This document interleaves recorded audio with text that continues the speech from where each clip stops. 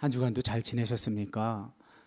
폭염, 열대야, 또 오늘 오시는 길에는 억수 같은 비가 이렇게 또 내리고, 참 이 자연의 무지막지한 힘에 우리는 참 속수무책입니다. 인간이 과학기술 문명이 그렇게 발달을 했어도 하나님께서 조금만 이런 부분을 가지고 우리를 다루시려고 하면 우리는 꼼짝 못합니다, 사실. 그러나 감사한 것은 하나님께서는 사랑이 많으신 분이라는 사실입니다. 그분께서 우리에게 고난을 주시는 이유는 본심이 아니라고 하잖아요. 여러분, 가만히 우리 교회 2000년 정도의 역사를 가진 우리 교회를 뒤돌아보면, 교회가 예전 이스라엘, 하나님의 백성 이스라엘보다 조금 나은 점도 있었지만, 안타깝게도 이스라엘 백성이 했던 일 가운데 약간 부정적인 부분도 따라하고 있는 부분이 없지 않아 있습니다. 그런 걸 볼 때면 좀 안타까운 생각이 들기도 하는데, 그래서 아마도 제가 여러분과 칼럼을 나눌 때는 그런 어떤 성화, 예수님을 닮아가는 하나님의 성품으로 회복되는 부분을 이렇게 집중적으로 나누는지도 모르겠습니다. 이렇게 이 말씀을 먼저 드리고 시작하는 이유는, 이스라엘이 자신들의 정체성을 잊지 않으려고 가장 먼저 시도한 것은 자신들에게 내려오던, 사실은 이렇게 구두로, 문서보다는 입에서 입으로 전해지는 그 하나님의 말씀들을 어떻게 하면 이것을 기록해서 간직할 수 있을까, 이 생각을 참 많이 했나 봐요. 그래서 일부 의식 있는 사람들이 모여서 우선 먼저, 그렇다면 하나님께서 모세를 통해, 모세라는 선지자를 통해 주신 말씀을 먼저 잘 정돈하면 어떨까 해서, 사실 모세오경이 이렇게 먼저 정비되는 창세기, 출애굽기, 레위기, 민수기, 신명기, 이런 일들을 하였는데, 그건 아주 좋은 일이죠. 잘한 일이죠. 그런데 이제 그런 일을 사람이 계획하고 이루는 과정에서 하나님의 뜻을 잘 받들어서 실천하는 부분도 있지만, 또 그렇게 사람이 행한 그 일이 방해할 때도 있어요. 그러니까 이스라엘 공동체의 정체성을 유지하기 위한 좋은 수단으로 이런 경전화해서 이걸 기록된 문서로 남겼는데, 문제는 모세오경은 사실 가르침, 교훈, 이런 성격이 큰 건데, 그걸 율법, 마치 율법처럼 인식하게 해서 사도 바울이나 아니면 사도 바울을 해석한 종교개혁자 루터나 깔뱅, 이런 사람들이 구약하면 자꾸 율법으로 접근하게 만드는 이런 부작용도 있었어요. 여러분이 하나님께 예배할 때, 하나님의 예배 공동체로 이렇게 묶여 있을 때, 어떤 때는 좀 제가 보기에 안타까울 때도 있어요. 왜냐하면 너무 경직돼 있으셔서 그 율법을 조금이라도 어기면 큰일 나는 것처럼 생각하는 경향이 있단 말이에요. 이스라엘도 사실은 그런 경향들은 하나님을 오해하는 거였어요. 하나님은 그렇게 어떤 수직적인 권위를 가지셔서 억압하고 강요하고 협박하는 분이 절대 아니세요. 그 반대세요, 반대. 우리 창세기 하면서 알아봤잖아요. 창세기를 통해서. 하나님 어떻게 하세요? 이것 좀 해라 했는데 못하니까, 못하니까, 너 못했으니까 당장 죽어 하고 죽여버립니까? 죽는다고 해놓고 너 그거 안 지키면 반드시 죽는다, 반드시 죽여버려요 그 자리에서? 아니잖아요. 기회를 자꾸 주시고 자꾸 찾아오셔서 개선할 여지를 남겨주시고 약속을 하시고, 하나님은 이러시는 분이에요. 그래서 어떤 이렇게 흩어져 있는 입에서 입으로 내려오던 어떤 조상 때부터 알던 말씀들을 잘 정돈해서 기록하는 건 좋지만 순수한 의도로 그렇게 한 것이 자꾸만 그걸 가지고 정죄하는 형태로 바뀌어버리면 그 공동체가 삭막해지죠. 그래서 예수님 당시에 예수님이 오신 그 이스라엘 땅에 오시니까 어떤 현상이 벌어졌어요? 예수님이 가장 의아했었던 부분이 어떤 부분일까요? 예수님이야말로 약속된 분이잖아요. 첫사람 아담이 하나님의 말씀에 순종하는 것에 실패했잖아요. 그래서 이스라엘이 엄청난 시도를 했죠. 하나님께서 모세를 통해서 주신 내용들을 한번 실천하려고도 해보고, 베드로가 오순절 설교 때 뭐라고 해요? 너희가 어찌 우리 조사들도 맬 수 없었던 그걸 다시 강요하느냐. 베드로의 설교의 핵심이 그거잖아요. 자꾸 율법에 묻고 성전에 묻고 자꾸 연약한 이스라엘 백성들을 자꾸 그런 데 묶어서 죄책감만 갖게 만들고, 그게 아니지 않느냐. 예수님이 오셔서 그 부분을 다 해결해 주신 거 아니냐. 왜 다시 멍에를 메우느냐, 짐을 지우느냐, 수고하고 무거운 짐진 자들아 다 내게로 오라. 예수께서 직접 말씀하셨건만 어째서 너희는 자꾸 도리어 그 율법의 짐을 지우느냐. 이 설교의 핵심 아닙니까? 예수님이 이스라엘 땅에 오셔서 가장 놀라셨을 거는 저는 그렇다고 생각해요. 이 사람들이 하나님의 말씀을 받은 사람들이고, 하나님이 하라고 한 그것을 실천하려고 애쓰는 사람들인 건 맞는데, 근데 왜 저러고 있지? 하나님이 정말 저렇게 하라고 한 것인가? 하고 놀라셨을 것 같아요. 가장 놀라신 분이 예수님이셨을 것 같아요. 그리고 그 가운데 정말 어떤 주류 사회에서 소외되고 배제된 불쌍한 사람들을 보고 정말 눈물을 흘리셨잖아요. 너무 안타까워서, 너무너무 안타까워서. 왜? 그들이 소외되고 배제되기까지는 그들의 잘못이라고 종교 지도자들은 몰아갔으니까요. 왜? 율법으로 딱 되면 네가 불순종했으니까 고통을 받고 있지, 네가 불순종했으니까 그 모양 그 꼴이지, 이렇게 몰아가니까, 이렇게 정죄하니까 답이 없죠. 근데 예수님은 그들에게 찾아갔죠. 아닌데, 그거 아닌데. 그래서 예수님이 교정해 주셨죠. 상반기 동안 우리는 하나님의 성품을 경험했잖아요. 창세기를 통해서. 그러면 이제 예수님이 오기까지 창세기에 예언되어 있는 그 둘째 아담, 메시아로 오실 예수님이 오셔서 하나님과 인간의 파괴되었던, 단절되었던 것을 회복시켜 주실 텐데, 제가 이 하반기 말씀을 준비하면서 오늘은 특별히 약간 일정까지 조정해 가면서 예배 후 일정도 있고 해서 고민에 고민을 거듭하다가, 아까 보셨죠?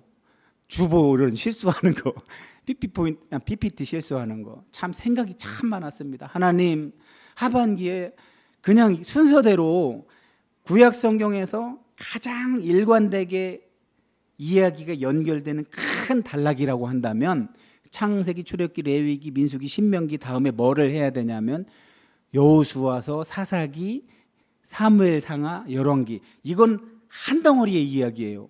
이렇게 순서대로 하면 여러분이 이해하기도 좋고, 성경에, 그러니까 히브리어 성경으로 하자면 모세오경과 전기 예언서, 이게 절반을 차지해요.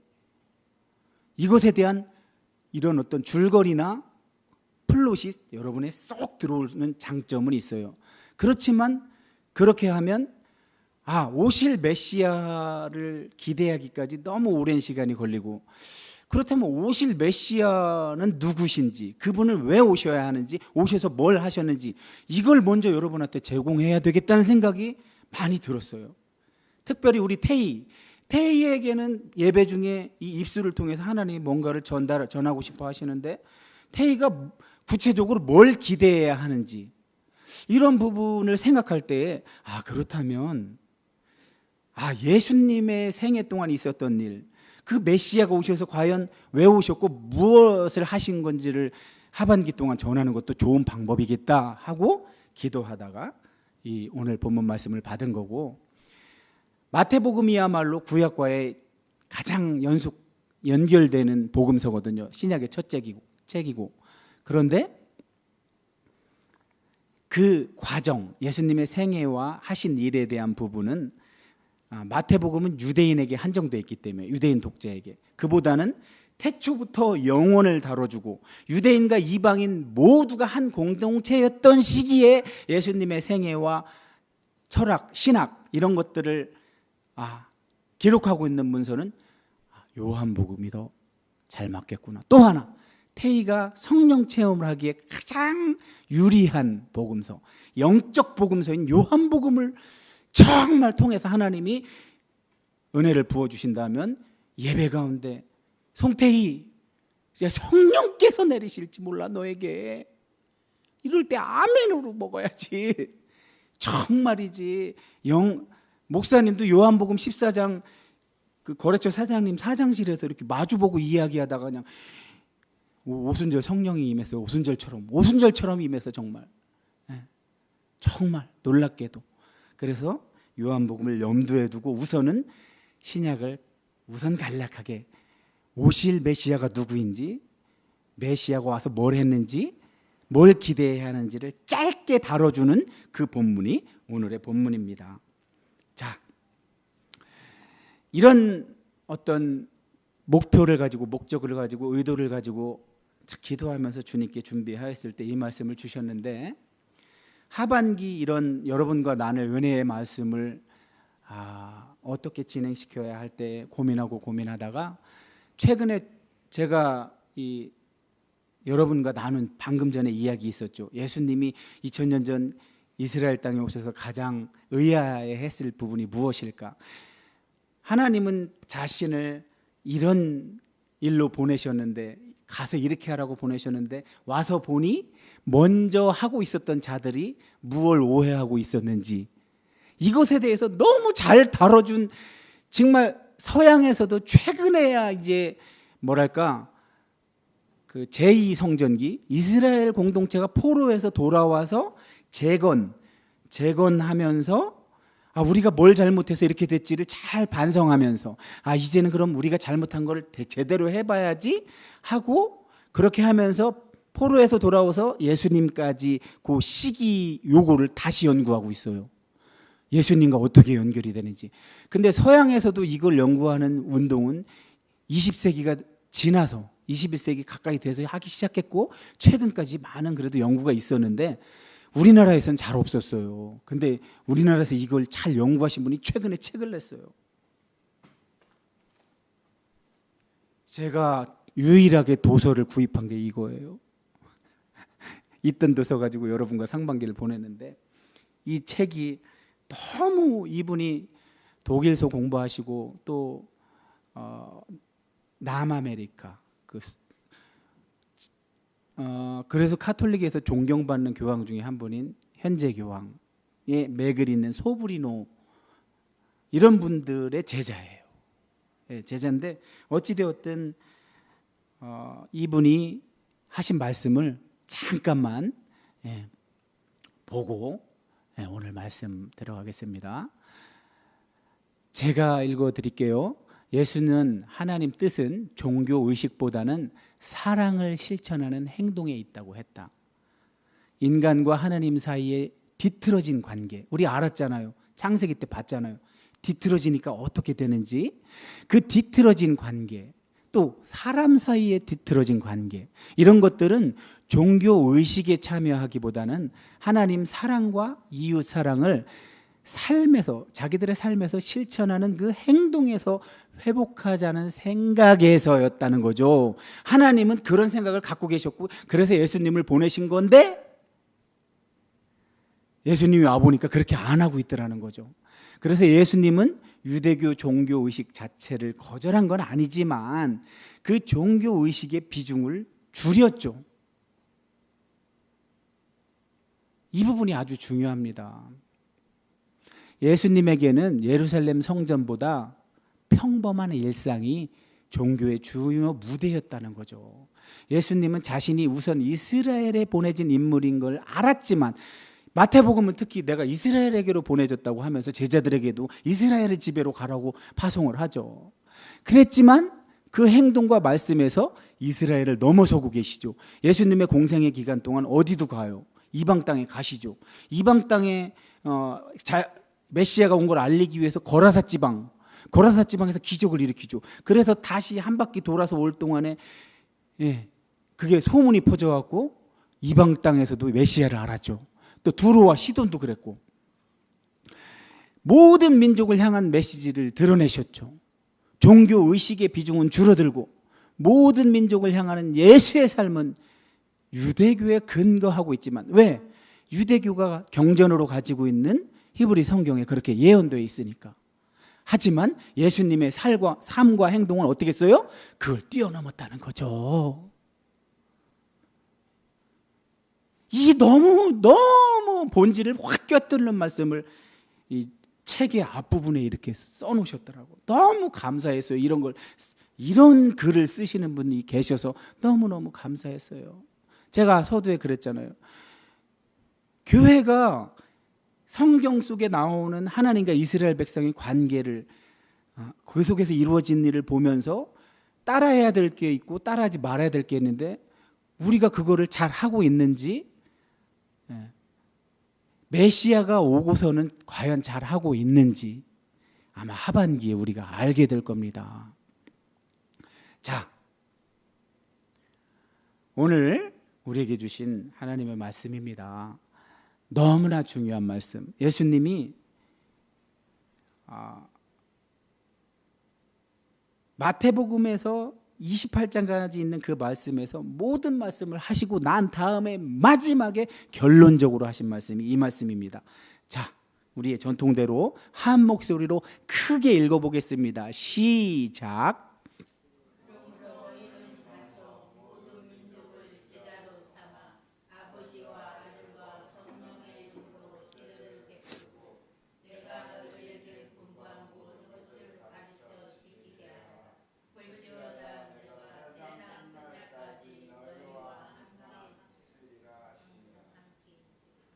아멘.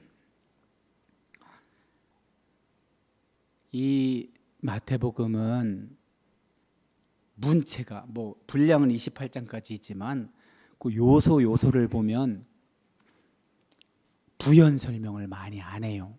사도 바울 보세요. 얼마나 기가 막히게 논리적으로 설명을 합니까? 왜 그래요?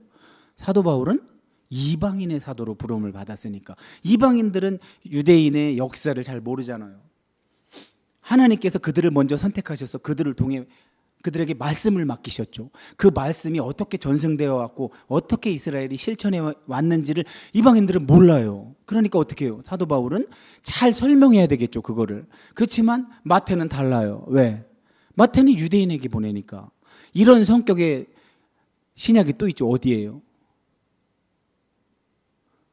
질문하면 꿀먹은 벙어리가 되는 우리 성도님들, 저와 오랜 시간 함께하면 절대 이제는 그렇게 하시지 않을 겁니다. 왜냐하면 여러분의 마음판에 주님이 새겨 주실 것이기 때문입니다. 자, 야고보서 같은 거. 야고보는 예루살렘 공의회 초대 회장이잖아요. 또 히브리서는 완전 구약에 정통한 것 같아요. 그죠? 구약에 있는 의식들을 다 꿰고 있어요. 이런 것들은 이제 그거 간단하게 전해도 알아들을 만한 사람한테 쓴 거죠. 오늘 마태는 결론부에서도 알아들을 만한 거를 그냥 짧게 얘기해요. 유대인이 받을 거니까. 근데 생각해 보세요. 유대인들이 알아듣는다고 하지만 우리가 유대인이에요? 물론 우리도 공부는 열심히 해서 구약 아시는 분도 많이 계시지만 그래서 풀어야 돼요. 저건 해석도 해야 되고. 하나님께서 하반기에 신약 성경의 복음서 한 부분을 놓고 우리와 말씀으로 만나 주실 텐데 그 서론을 이 말씀으로 제시하셨는데 대체 저 말씀에 어떤 뜻이 계셔서 저렇게 하신 걸까요? 제가 이거를 사실 제 가까운 사람에게 선물했어요. 너무 공을 많이 들여서 아마 당신이 이걸 가져가면 이거 여러분 절대 교만한 이야기 아닙니다.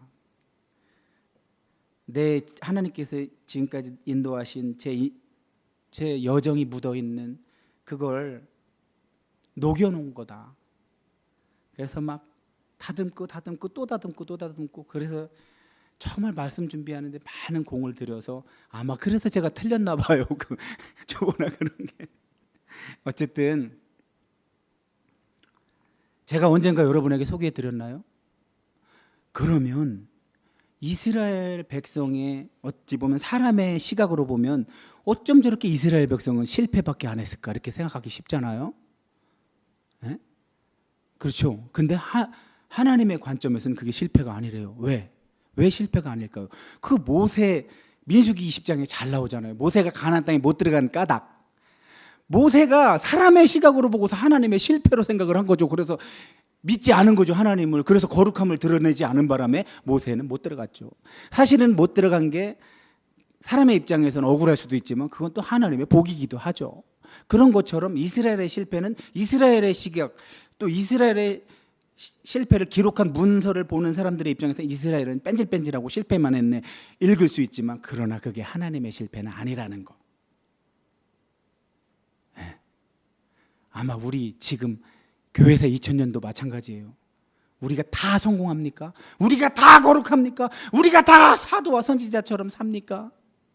우리 다양하잖아요. 믿는 사람도 늘 소수였던 것 같아요. 진짜 백이들은 소수였던 것 같아요. 하박국 쓴 사람, 욥 같은 사람은 소수조들. 교회에서 2000년 동안에도 그랬죠. 전 늘 의문이었어요. 왜 소수일까? 근데 소수인 거에 억울할 필요가 없어요. 왜? 그건 하나님의 실패가 아니니까. 소수는 소수의 수준만큼 행복한 거예요. 사람의 시각으로 보면 소수는 찌질해. 안 행복해 보여. 예수님도 안 행복해 보이고 사도 바울도 안 행복해 보여. 사람의 시각으로는. 근데 당사자가 안 돼봤으니까 그렇게 보지. 당사자는 자기들이 제일 행복한 사람이에요. 교회에서 2000년 동안 그것이 증명이 됐죠. 우리에게도 그런 분이 계시잖아요. 가까운 우리 시대 손양원 목사님. 북한군에게 끌려가실 때 포로로 이렇게 줄줄이 묶여서 끌고 가시는데 총으로 쐈는데, 예? 다 죽었는데 어떻게 총알이 비껴갔는지 어쩌는지 몰라도 그 뒤에 있던 사람이 그 손양원 목사님의 죽는 모습을 본 거예요. 마지막. 근데 그게 딱 어떤 모습이었냐면 스데반과 같은 모습이었대요. 스데반처럼 고백하면서 돌아가시더래요. 주여, 저들이 하는 짓을 용서하소서. 저들은 자기들이 하는 짓이 뭔지를 몰라서 하는 겁니다. 공산군이 그렇게 한 거. 공산군조차도 용서하며 돌아가신 거죠. 그런 수준이 된다는 건 쉽지 않은 거죠. 정말. 그렇지만 우리는 우리의 생각으로 재단을 하죠. 저 삶이 뭐가 좋아? 다윗 불행하지 않아? 뒤에 가서 아들한테 아들이 죽이려고 하잖아. 아버지를. 그렇게 생각하지만 당사자들이 되어봤냐고? 아니잖아요. 그래서 오늘 저 핵심적인 말씀 안에는 저와 여러분에게 주신 주님의 핵심적 메시지가 들어있습니다. 한번 잘 살펴볼게요. 그러므로 이제까지 1장부터 28장 18절까지 다 말씀하시고 나서 예수님이 이 땅에 오셔서 제자들과 공생애를 거치기 전에 예수님은 공생애 전에는 초능력을 안 썼나 봐요. 기적을 안 했나 봐요. 어떻게 알아요? 예수님의 고향 백성들이 거기 가서 말씀을 권위 있게 선포하고 기적을 일으키는 대로도 안 믿어. 세상에 왜 안 믿을까? 그 사람들이 30살 되기 전까지 본 예수님의 모습은 늘 어땠어요?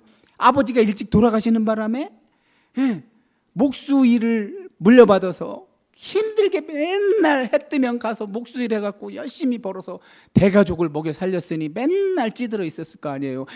동네 사람들이 본 게 그 모습인데 그게 무슨 거기에 선지자고 메시아야. 그러니까 그 선입관이 그렇게 무서운 거예요.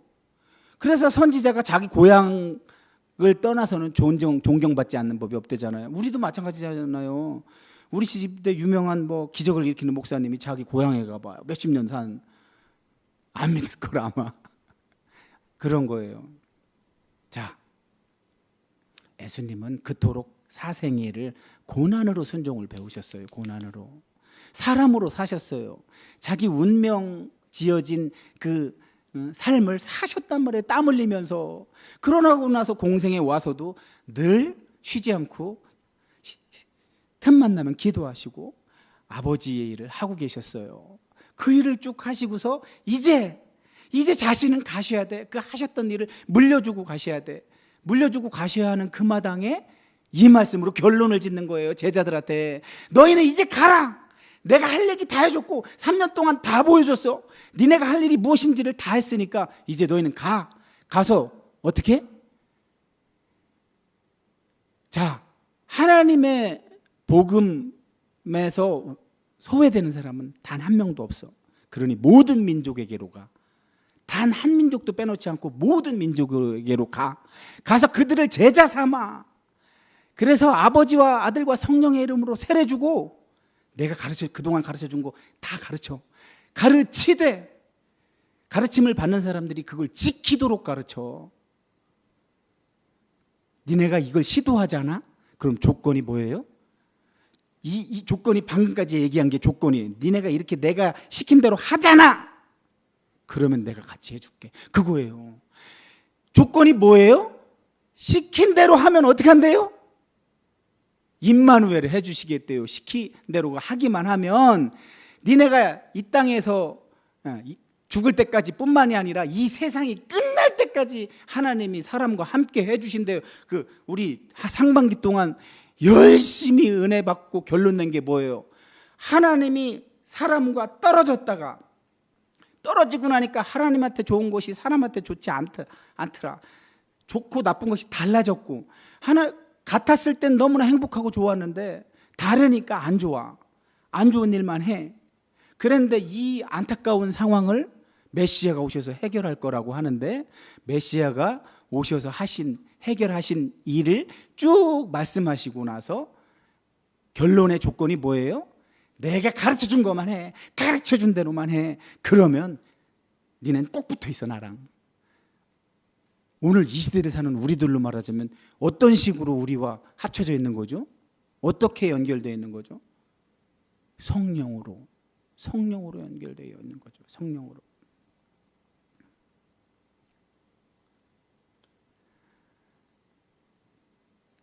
성령 거듭난 내가 언제 거듭났는지도 모를 정도로 은밀하게 오시는 그 거듭남이 아니라 능력으로 임하는 성령을 경험하고 나면 이런 일이 벌어져요. 그러니까 이스라엘의 역사와 교회사 2000년 동안 예수 믿는 사람들이 제일 멋있었던 적이 언제였냐면 초기 교회였대요. 초기 교회 때 왜 그렇게 멋있었냐면 맨날 숨어서 예배드리고 병사들의 박해를 피워서 도망가야 되고 그랬는데도 사람들이 보았을 때 예수 믿는 사람 중에 제일 멋있었을 때가 그때였대요. 왜? 그렇게 찌질하게 사는 사람들 겉으로 보면 형편없이 사는데도 빛이 났대요. 어떻게 알아요? 네. 박해하러 갔던 군인들이 보고 저 사람들 뭐지? 죽음 앞에서 왜 이렇게 당당하지? 그러면서 자기들도 모르게 너무 매력적이어서 거기 폭 빠져들어서 군인들이 먼저 전도가 된 거예요. 그리고 또 한 그룹이 있었어요. 상인들. 물건 팔러 갔다가 저것들이 뭘 사 죽었어? 돈도 없는데? 그랬더니 물건 팔러 갔다가 자기들이 은혜 받고 와. 이 사람들 뭐야? 사는 건 겉으로 형편없어. 굶기도 하고. 그런데 왜 이렇게 멋있어? 뭐 이렇게 당당해? 빛이 났대요. 빛이. 자, 그들이 그렇게 가능했었던 거는 지금 예수님의 이 명령이 있죠. 이걸 그대로 실천했기 때문이에요. 자, 우리 이제 구체적인 건 하반기에 할 거니까 제가 아주 핵심만 말씀드릴게요. 핵심만 말씀드리고 오늘 다음 순서 진행하겠습니다.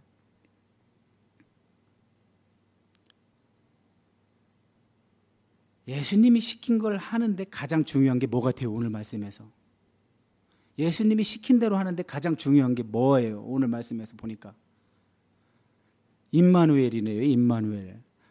그분이 함께 해주셔야만 가능한 일이었어요. 사람의 힘으로는 불가능한 것이었어요. 베드로의 설교에 나타났다고 그랬잖아요. 오순절. 아니 조상들도 매지 못한 멍에를 왜 자꾸 지우느냐고. 그 얘기는 뭐예요? 사람이 해보려고 했는데 됐단 얘기야, 안 됐단 얘기예요? 안 됐단 얘기죠. 소수의 일부 구약에도 성령으로 강력하게 사로잡아 준 사람들은 했을지 모르지만 그렇지 않은 사람들이 사람의 힘으로만 불가능했으니까 저렇게 임마누엘이 전제가 돼야 돼요. 성령으로 충만하게 능력으로 역사해야만 예수님이 가르쳐준 그 일을 할 수 있다는 게 지금 전제되어 있는 거예요. 그런데 전제가 되어 있는데 그렇다면 우리가 할 건 없나? 우리가 할 건 없나? 그게 저기에 들어있어요. 저 말씀에. 그래도 우리가 해야 될 게 있어요. 그게 뭐냐면, 자, 제자 삼고 삼위일체 성령님의 이름으로, 삼위일체 하나님의 이름으로 세례 주고, 자, 이런 것들은 다 하는 거예요. 우리도 지금. 근데 뭐가 달라요? 지키도록 가르치는 거. 이 교회가 엄청나게 지금 가르쳐 왔잖아요. 2000년 동안. 근데 교회가 만약에 예수님이 시킨 걸 제대로 했다면 오늘날 교회가 이렇게 욕먹을까요? 그럴 리가 있어요? 존경받지? 초기 교회 사람들처럼 존경받지, 매력적이지, 빛이 나지, 자기들도 동화되지. 그렇게 못했다는 거잖아요. 그럼 대체 어떻게 하는 게 가르쳐 지키는 게 하는 걸까요? 그게 오늘 말씀의 핵심이에요. 이거 먼저 딱 하반기 첫 말씀에 주시고 하반기 내내 정말 그렇게 했는지, 예수님이 정말 그렇게 말했는지 알아갈 거예요. 자, 뭘까요? 어떻게 하는 게 지키도록 가르치는 걸까요? 그거는 저 유대인들은 이렇게만 얘기해도 금방 알아듣는 이유가, 가르치다라는 동사와 배우다라는 동사가 한 동사예요. 라마드라는 히브리어 동사인데, 라마드를 리마드로 읽으면 뭐게요? 라마드가 배우다라는 동사가 가장 일반적인 뜻이에요. 배우다. 라마드가 배우다라는 뜻이 일반적인 건데, 다른 헬라어 마냥, 이 신약 성경이 헬라어로 기록됐잖아요. 헬라어 마냥 다른 동사를 쓰지 않았어요. 디다스코란 동사를 쓰지 않고 유대인끼리는 그냥 라마드를 썼어요. 라마드. 배우다가 어떻게 가르치다가 되지?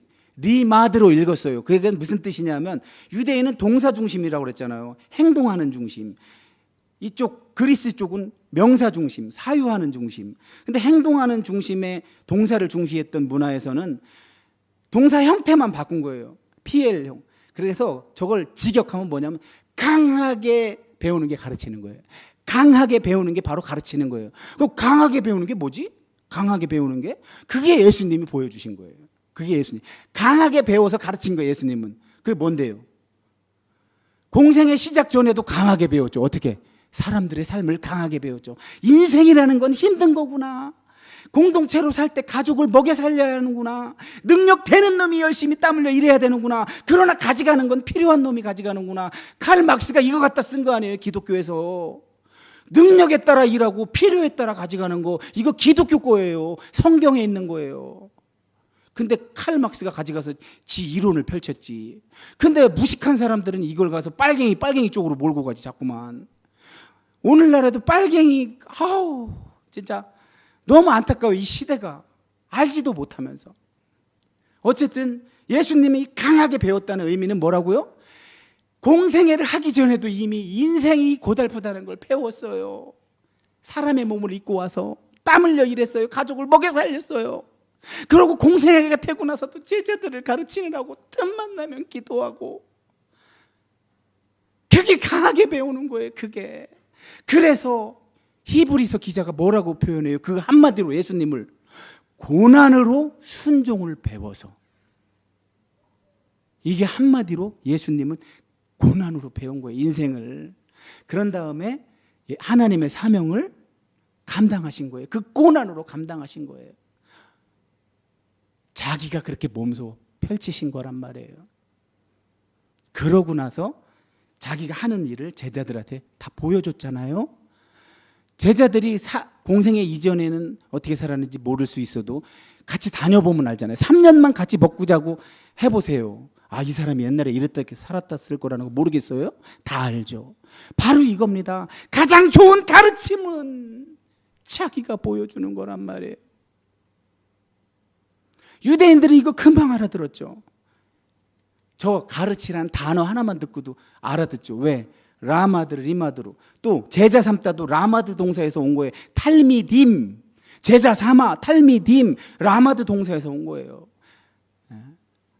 가르치는 스승, 탈미드, 다 라마드에서 온 거예요. 라마드 동사 하나만 알고 있으면 자기네 언어니까 저게 다 알아듣는 거란 말이에요, 지금.